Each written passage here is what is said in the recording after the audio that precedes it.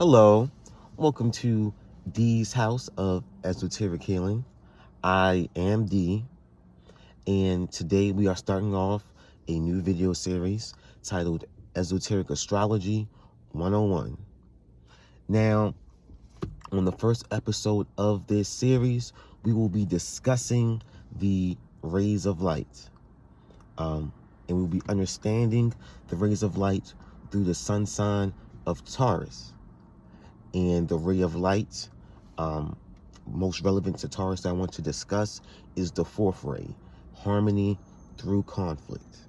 Now, I know I'm starting off with a more advanced idea compared to a lot of astrological information that might be easy to access, but to me it's very important that people understand the spiritual element of astrology. I think there's a semi-decent understanding of some of the more standard, physical, or low vibrational, if you will, elements of a lot of these signs, at least the sun signs. But that we're not attaching that to the spiritual implications or the methods of growth, enlightenment, and manifestation that's being implied, when referring to something like your sun sign. So today we will be talking about Sun in Taurus and the fourth ray of light, harmony through conflict. I actually have my whiteboard with me, and please note I don't have the best penmanship, nor am I the best at drawing. But as we can see, we have Esoteric Astrology 101, rays of light, harmony through conflict. And under that, I have the journey that one takes through the fourth ray in order to reach spiritual enlightenment. But before that, let's discuss what the rays of light actually are. So just like in our physical reality, we have the sun, and this is very apt. The sun is shining in a very beautiful way right now, so this is very apt timing. But in our physical reality, the sun is filtered through the atmosphere, right? And that's some of the reason why there was a big issue with the ozone layer for a while, a couple years back, because that's a part of the filter that makes the sun safe and easily consumable for us, plants, and the physical earth at large. Now, spiritually, the rays of light work in a similar way, right? So there's a sun, and just like it's giving off physical heat and light, it's giving off spiritual energy as well. And that energetically, it is your sun sign. Just like in the physical reality, there's the atmosphere. Energetically, it is your sun sign that light is filtered through. Now, the rays of light, you can almost think of as a color. So the sun passes through your sign, and then it changes color, right? And this color is the ray of light. So you can think of Taurus and the fourth ray of light maybe as the color green, for example. And that which ray of light you're on is an explanation of how you're supposed to be using the spiritual energy as filtered through your sun sign to spiritually progress, manifest, and create your reality in general, right? So there's a sun, there's a filter of your sign, and then there's a color or a ray of light that is an explanation on how you're supposed to use that information, that spiritual energy, as dictated by your solar sign. Now, your solar sign is very important, and understanding its energy is very important, not because it's a strong influencer on personality, like a lot of astrology likes to suggest and focus on, but more so it's an indication of the spiritual path that will reap you the most fruitful rewards. Now, I have a little visual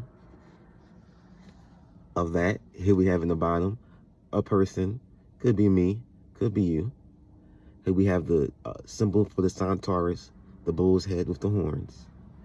And here we have the sun.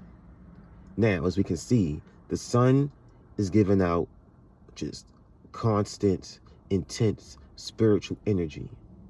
It's filtered or focused through your sun sign, right?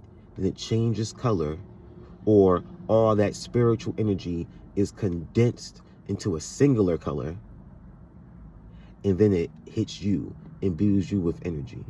And so the rays of light are saying that when filtered through Taurus, this energy that's moving towards you is the fourth ray, harmony through conflict.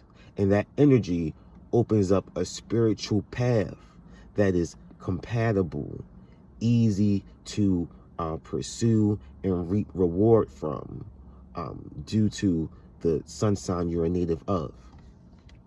But bigger than just that, right? Because every sign has multiple rays of light. There are more signs than rays of light. So, you know, another sign that works on the fourth ray, like Taurus, is Scorpio, right? Well, we're going to analyze this through the Taurus path of understanding this subject matter. Now, another thing we need to keep in mind is that this is also the journey through the tarot. This is also the hero's journey. I think Taurus is a very misunderstood sign. Taurus is really the master. You know, they say, you know, Taurus is the master of money, but really Taurus is the master of matter. That in the sign of Taurus, the strength of the sign Taurus is manifestation, or a more specific way to put it, it is the ability to transmute, you know, thought into a thing, or emotional or traumatic experience into something tangible and impactful, right? So in Taurus, here's where the soul learns and understands on the very deep spiritual level how to interact with and manipulate reality. Now, don't take the word manipulate into a negative connotation. We just mean like you know, manipulate is almost how you can grab something, use it, you know, how you interact with tools.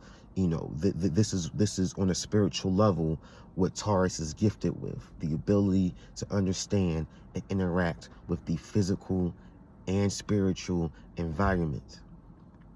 So Taurus, through this, understands something like money in a different way than other signs, or at least anyone can come to the understanding, but it's a part of Taurus's direct spiritual mission, and is on its path of spiritual growth to come to a deep understanding. So whereas maybe if you're an Aquarius, for example, you can just think of money as money. Think of money as something, as a resource that you gain, you work for it, you spend it, it is what it is, and you can just keep going about your day. Versus Taurus, to have a positive relationship with money, it must understand on a very deep and intimate level, because it's working on the fourth ray, harmony through conflict. It must understand on a very deep and intimate level what money actually is. That money is actually an energetic, right? Money is energy. And just like anything else in this reality or any other type of energy, you could just view it as a externalized item, but you could also view it as something that is an internal projection, that how much of it you have, your interactions with it, your feelings about it are an internal projection to your reality.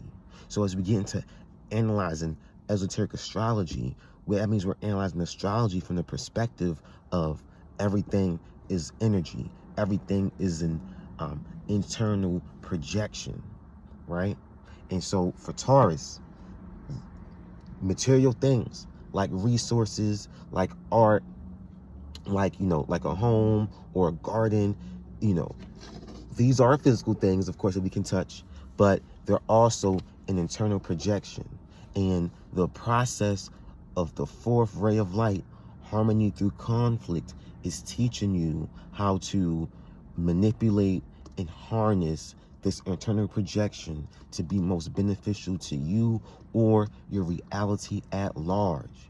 It is important to note that the experience through the fourth ray of harmony is also the experience through the tarot deck of going from the Fool to the World, of going from a thought, an idea, a desire to a tangible thing or experience. It is working on the same wavelength. Also, the hero's journey that is prevalent in so many stories that I'm sure, we all know about. We all have some understanding of what the hero's journey is. That's another process that works on the fourth ray of light, harmony through conflict. So let's explain how and why that is, and what the fourth ray of light is and does. So, as we can see, as you get into the journey of the fourth ray of light, it starts off as you're in a state of harmony or peace, or, everything's fine, things are cool, right? And then change appears. Now, we could view this change as maybe there's some external force has enacted upon you, and we can get into the idea of inertia and kind of being one being at least feeling like they're forced or provoked to have to do something or change or adjust. Or one has their own will or desire that they want to enact in this reality. That can also be the change that appears. And after this change, right, there's tension. Now let's talk about this tension, because just like through the tarot deck, it's similar to the hero's journey, right? So on the hero's journey, the world's okay, things are at peace, and then change appears, or at least a force that seems intent to disturb the peace appears, which creates tension for the hero to have to combat and figure out.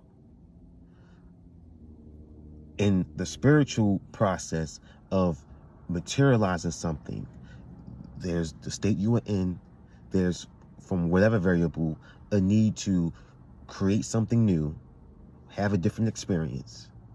In this scenario, the tension is the process through which you come to understand the reason and variables as to why you don't already have this, or you're not already experiencing this.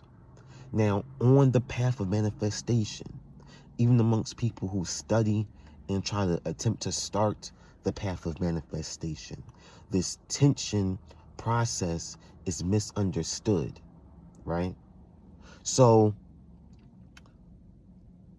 a lot of times, somebody will want or desire something, and one thinks through devoting themselves to understanding, manifesting spiritually, and getting to thought alignment and all these things, there's going to be an automatic transcendence.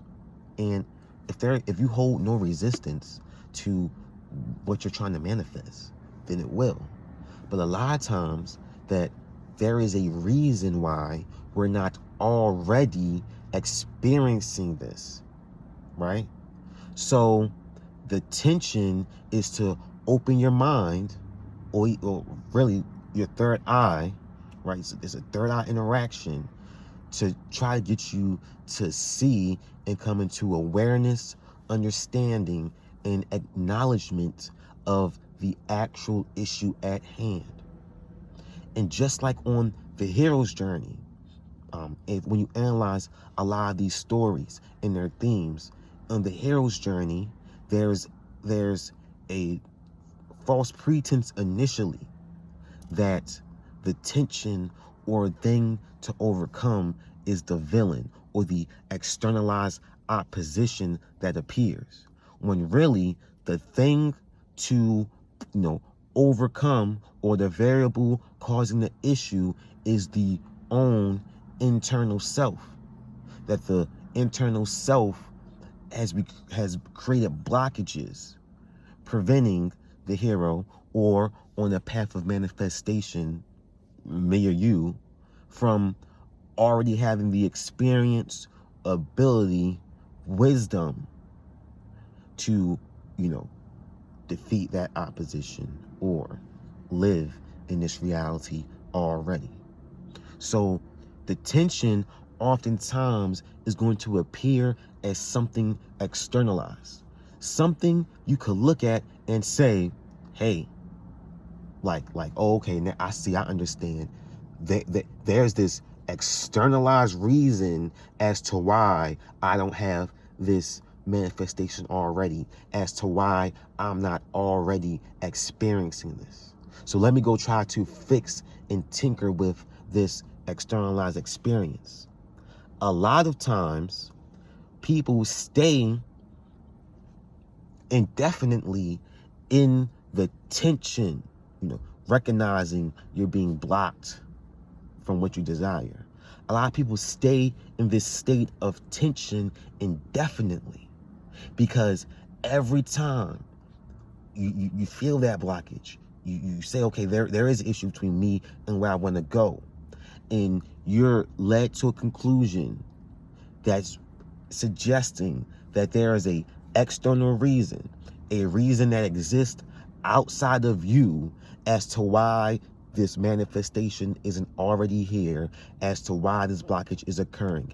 Every time you say, oh, it's something else, it's this person, it's because this is the state of the world, it's because of my family, it's because of my partner, it's because of my boss.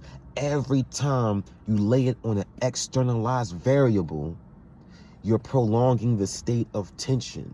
The state of tension, yes, it appears as an externalized variable, but you're supposed to interpret and take that to say, okay, what is this externalized variable actually representing? What part of me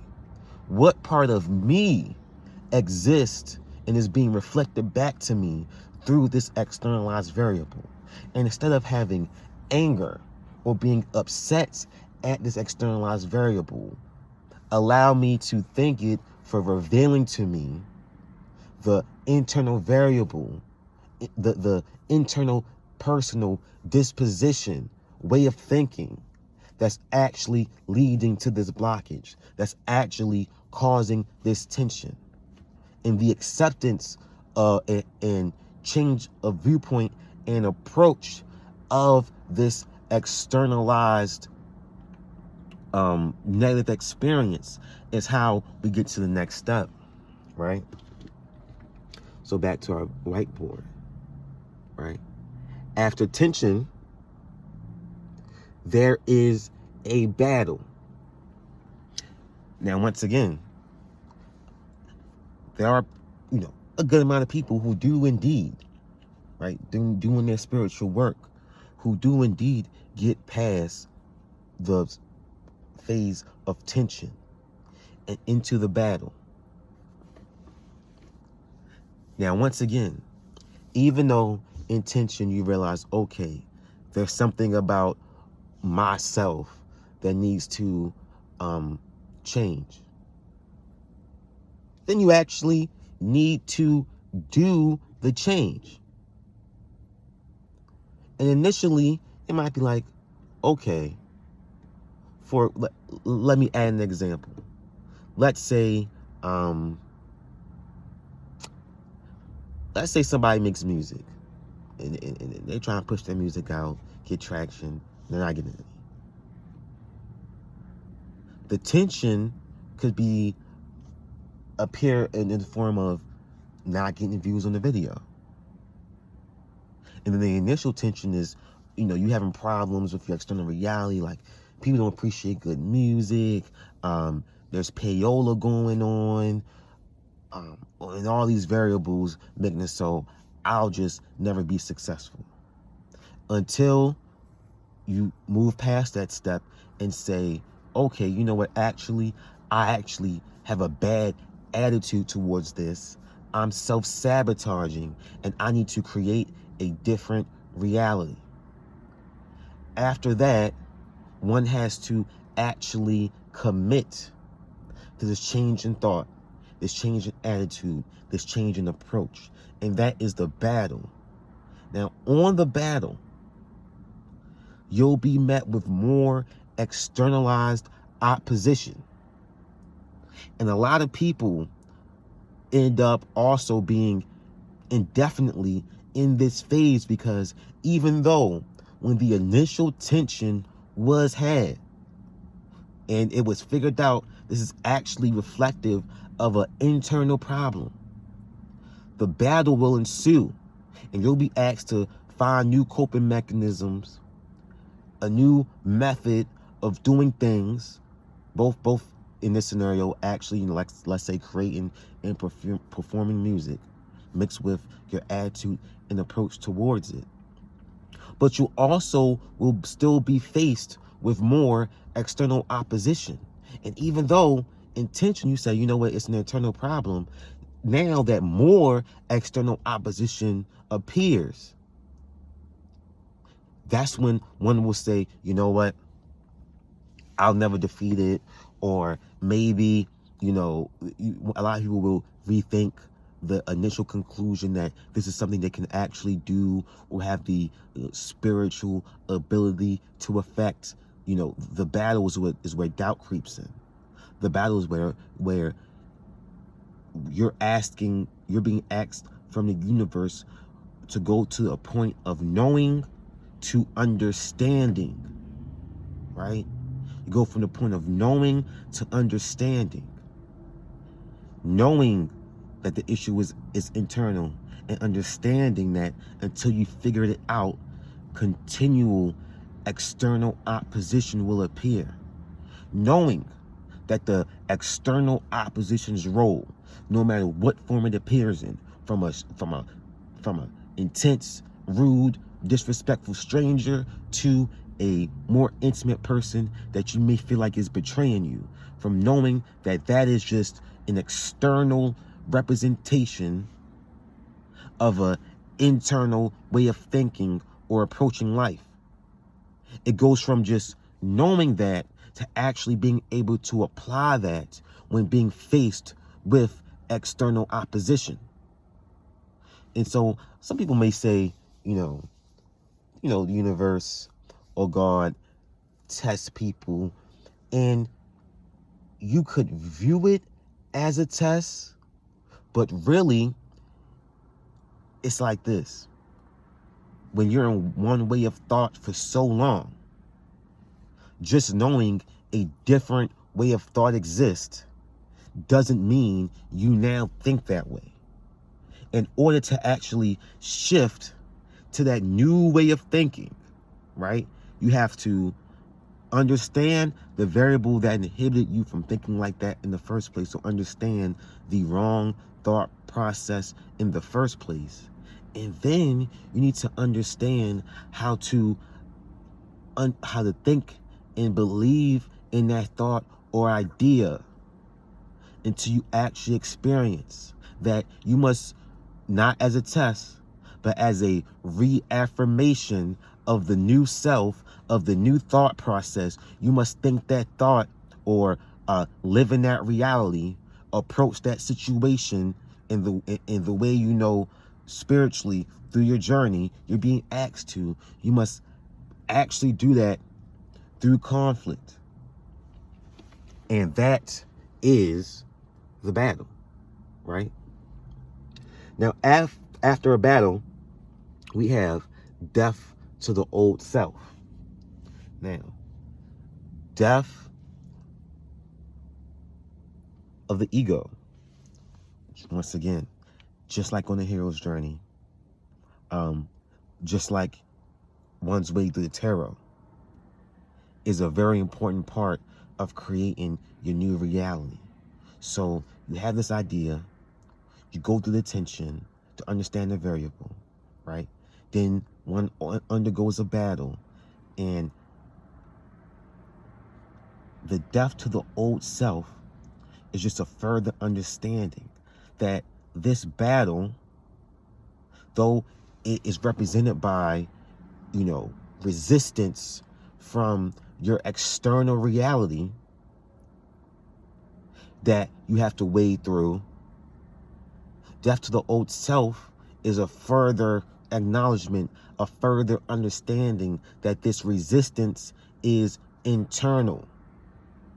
And through, continual experience of knowing where one's vision or desired path or endpoint is, mixed with it constantly coming into external conflict, or with it constantly having to engage with resistance on the process through that battle, you have to understand on an even deeper level why you are resisting, right? You have to come to understand on an even deeper level all the ways in which you have been inhibiting yourself. That maybe in the tension and battle stage, you say, you know what? I have low self-esteem. I have too many negative thoughts through my music. Then during the battle stage, you're being met and bombarded with people, telling you, explaining to you all the ways in which your music could be better, which sounds positive, but has a negative effect on self-esteem. You're encountering people who, maybe say, little things like you belong in a different era. You encounter people who just don't like your music. You encounter people who ignore your posts. You encounter people, friends, family, who say they support you but won't engage with you. This is what you encounter. And on the battle, even though in the tension phase, you came to understood that the self-esteem issue is an internal one, during the battle, you might start saying to yourself, you know what? Since I have this self-esteem issue, I should do stuff like post less. I should do stuff like make sure I'm only interacting with like-minded individuals. I should do stuff like cut people off who talk negatively on what I got going on. And I'm not saying not to do these things, right? But the spiritual path, the process of harmony through conflict, once you get to the death of the old self phase, that's an understanding that all those external entities opposing you are not just some random externalized haters. They're projections from your own subconscious, that the self-esteem issue first denoted isn't where, the issues and why you're not experiencing your desire. That's not where they end at.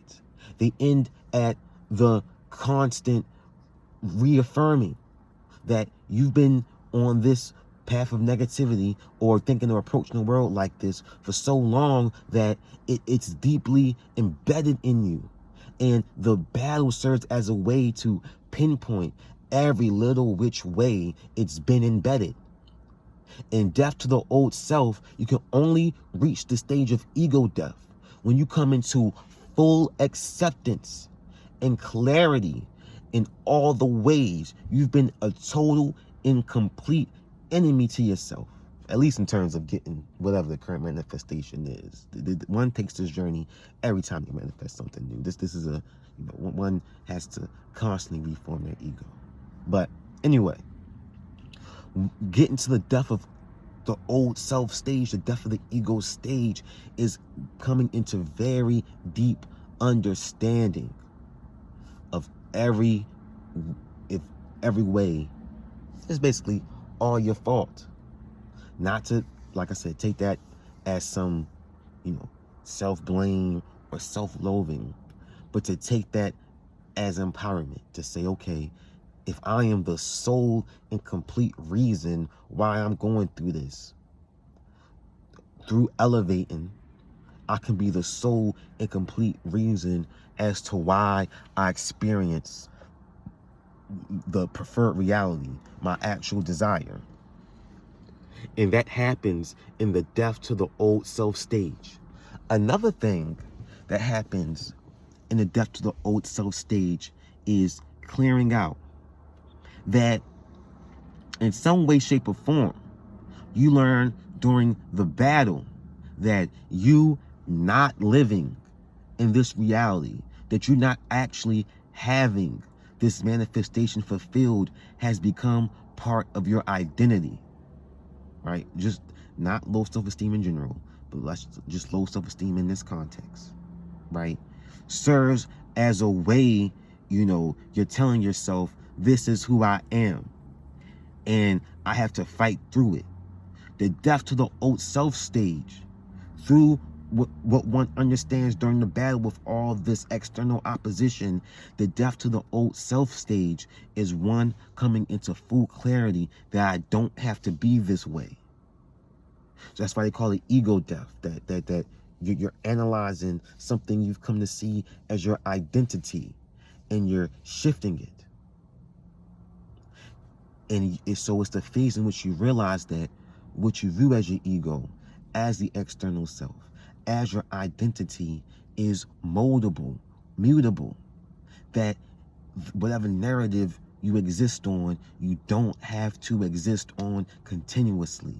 That at any moment where you want to come, accept, and understand all these things, you can clear that energy out.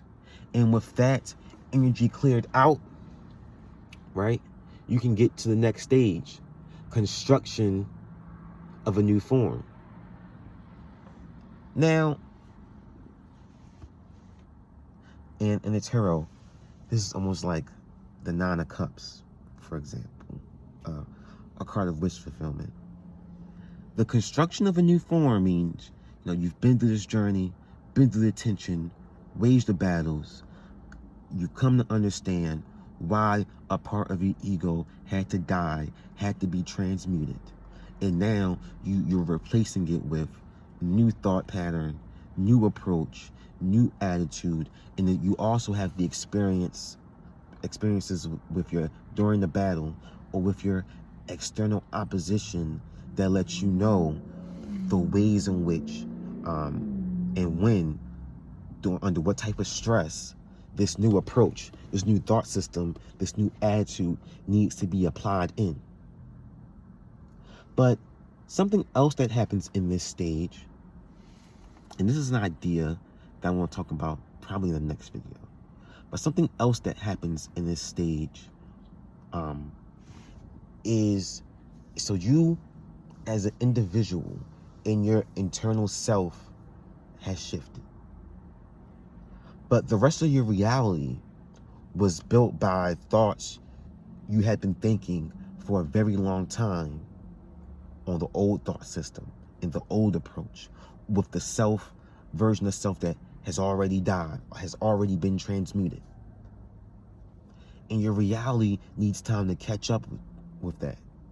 So if you've been thinking something for 5, 6, 7, 8, 9, 10 years, or your whole life, as many cases are,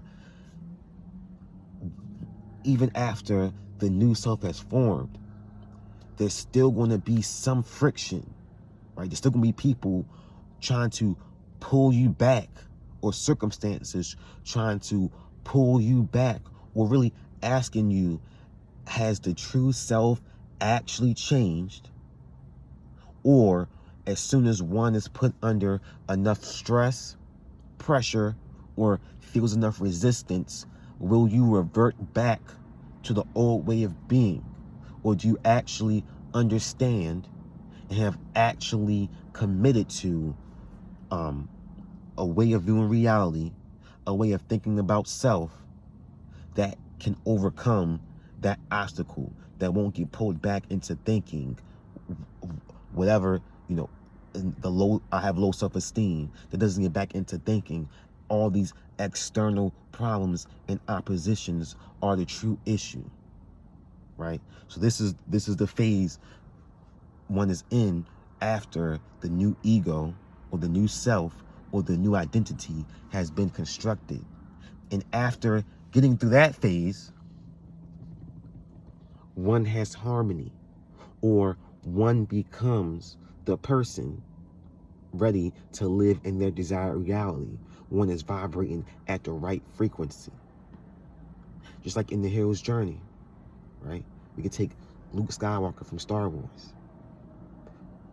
The change appears, right? He's on Tatooine, and Ben Kenobi coming for him, Jedi coming for him, droids coming for him, stormtroopers coming for him, people killing his uncle and whatnot. The change appears. And then there's tension. There's the external opposition. There's the Empire. There's Darth Vader, right? And then there's battle. There's conflict.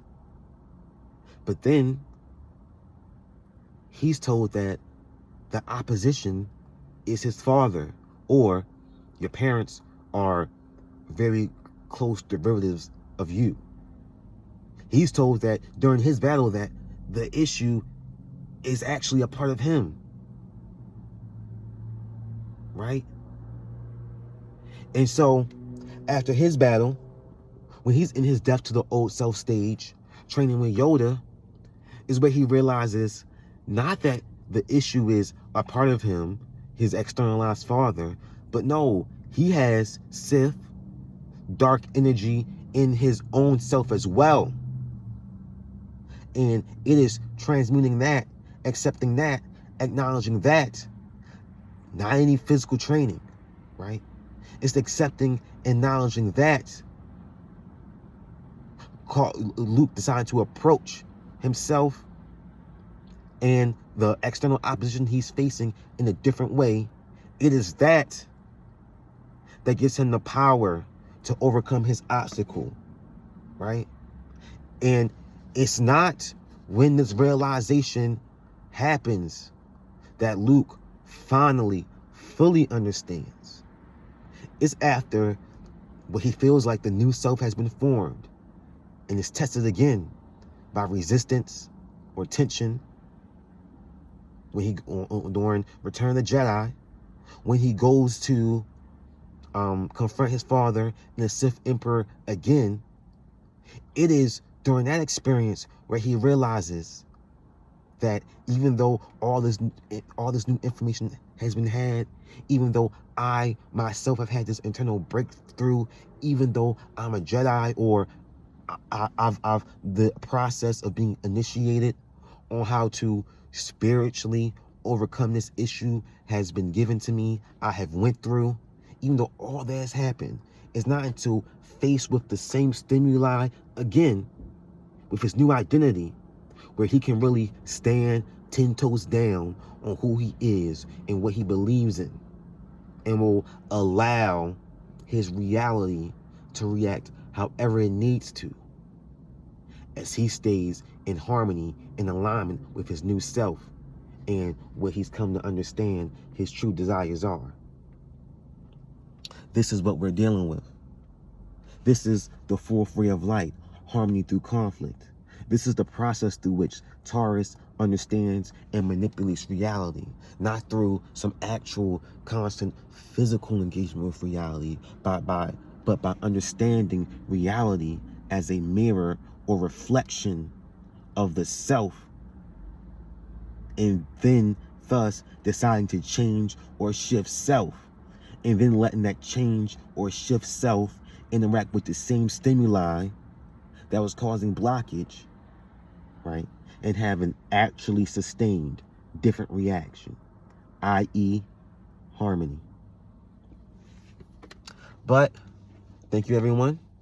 Once again, like, comment, follow, subscribe, depending on what platform you see this on. Tell me which sign, sun sign at least, we want to get into next. Any thoughts, feedback, let me know.